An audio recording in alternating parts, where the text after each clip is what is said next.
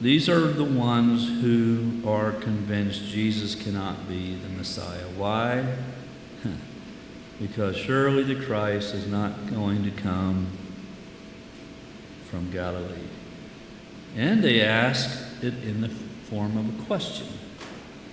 So if you just read the question, what's the response going to predominantly be? Negative, right? Keep that in mind. And then there's another question.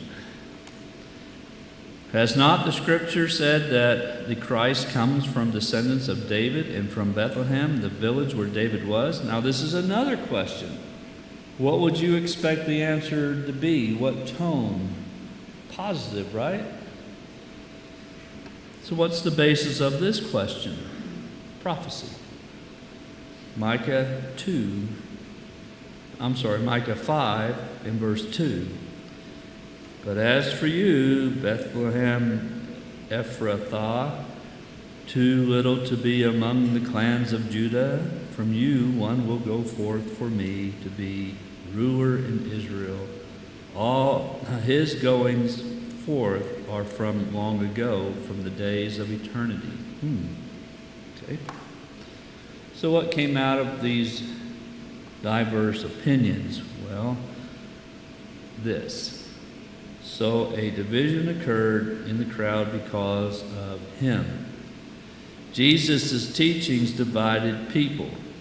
You either for Jesus or against Jesus. There weren't any middle of the roaders. Jesus even spoke to this division when he would cause in Matthew 10 verses 34 through 36. Do not think that I came to bring peace on the earth. I did not come to bring peace, but a sword.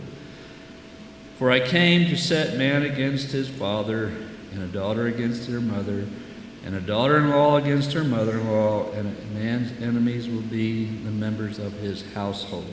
Jesus brought division. The division among the people didn't rise because Jesus spoke foolishly or because he spoke on a theologically controversial subject. The division arose because he spoke about himself being the Messiah. And he spoke clearly about the dark, mysterious sayings, or without dark, mysterious saying. He plainly said, guess what, folks? I am the Son of God. I am the Messiah. Get over it. That's who I am. So let's look specifically at the word division here in Scripture. It means a violent dissension. And that leads us to verses 44 through 49. Some of them wanted to seize them, but no one laid hands on him. The officers then came to the chief priests and the Pharisees, and they said to them, why did you not bring him? The officers answered, never has a man spoken the way this man speaks. The Pharisees then answered them, you have not also been led astray, have you? No one of the rulers or Pharisees has believed in him, has he? All right, this is more good stuff here, more good stuff. Oh, let's finish the deal. But this crowd which does not know the law is accursed. Okay, that's the end of the verse. So, let's look at dissension. Some of them wanted to seize them, but no one laid hands on them. The violent dissension created a desire in some to seize Jesus. The arrest was unsuccessful. Why? Was it because the officers were incompetent? No.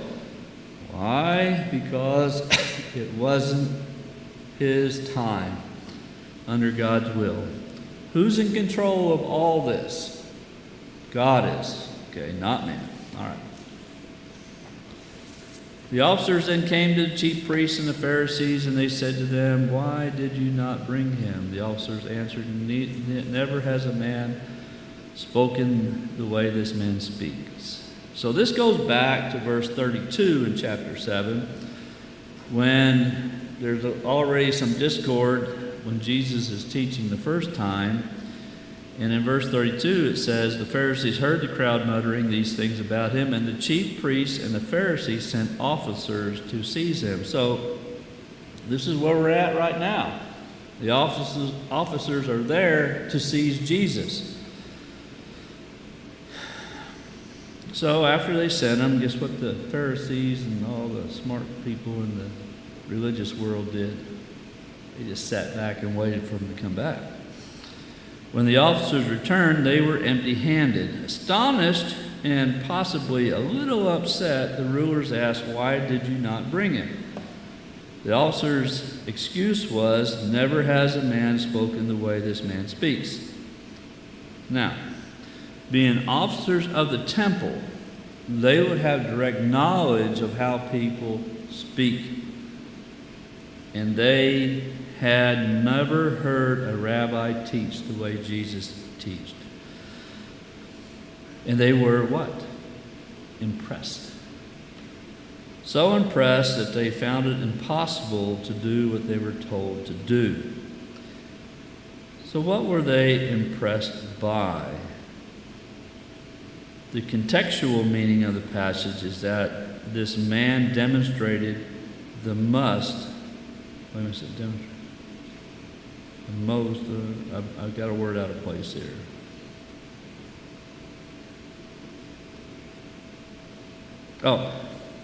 So basically what they said, that the way Jesus spoke to them was that this man demonstrated by what he said to be more than any human being that they'd ever heard.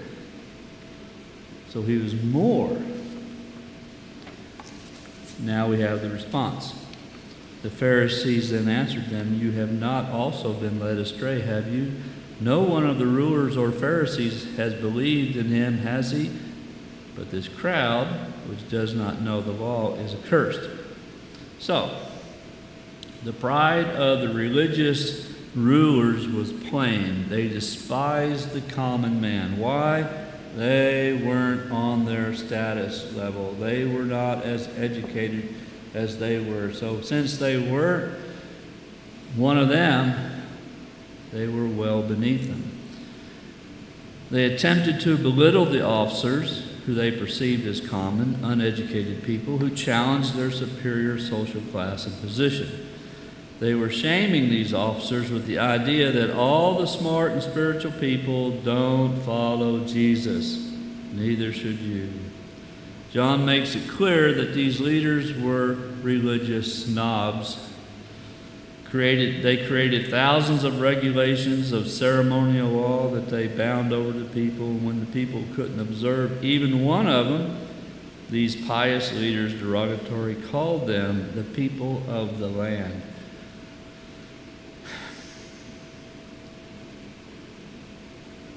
But one religious ruler objected and stood up for Jesus. Well, he sort of did. And that would be Nicodemus. So this is the last three verses of the chapter. Nicodemus, who came to him before, being one of them, said to them, our law does not judge a man unless it first hears from him and knows what he is doing, does it? They answered him, you are not also from Galilee, are you? Search and see that no prophet arises out of Galilee. All right. This is what Nicodemus says. Our law does not judge a man unless it first hears from him and knows what he is doing, does it? So Nicodemus is speaking from the law that all of them are to be following. So in doing so, he's trying to reason with his fellow compadres. In his small defense of Jesus, he warns them against judging Jesus hastily. Nicodemus is doing the unthinkable. At first, the religious rulers are criticizing the common Jew for not understanding the law they were in charge of interpreting. Now one of their own dares to stand before them and say, "You should not be ignorant of the law yourselves." But it's more than ignorance. It was their unwillingness to obey the law they were trusted with. And Nicodemus is exposing their hypocrisy. So what was their hypocrisy? The verdict of the Sanhedrin was a hasty judgment which implied that in their eyes Jesus was a deceiver. Chapter 7 and verse 47. Who was worthy of arrest. Chapter 7 verse 32. And even death. Chapter 5 and 18. Nicodemus points out that this hastiness was a gross violation of a basic human law. Even the pagans observed this law. Exodus 23 and 1 and Deuteronomy 1, 16 and 17. Nicodemus was reminding his fellow leaders that justice must be impartial. They must give a man a fair hearing before condemning him.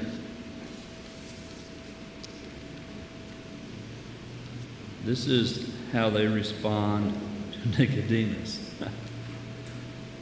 You are not also from Galilee, are you? Forget about the law. Where are you from? Okay? Search and see that no prophet arises out of Galilee. Now this is really cool, okay? This is really telling of these religious leaders. Nicodemus asked a question to where there was no defense. The question points out that these religious rulers who prided themselves on being the guardians of the law are themselves breaking the law. The leaders should have admitted their mistake, but instead they choose to ignore it. They look down on anyone who came from Galilee, even Nicodemus, who was one of them. In their effort to blow off Nicodemus's question, they challenge him to search the Scriptures. If he does this, then he will discover that Galilee had never produced any prophet, nor will the Messiah come from such a place. Are they correct? They're wrong, aren't they? Jonah, 2 Kings 14:25, Jonah 1 and 1. He's from the northern part of Galilee. How about Hosea and Nahum?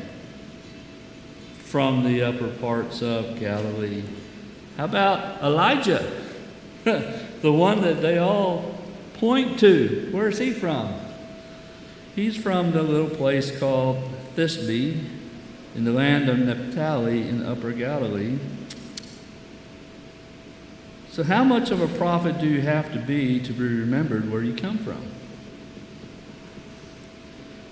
The response of the other leaders to Nicodemus was one made out of jealousy. So what was the outcome of all this? Everybody went to his home. And that's where we're going. We're going home. Right there. All right. Any questions, comments? Tomato throwing?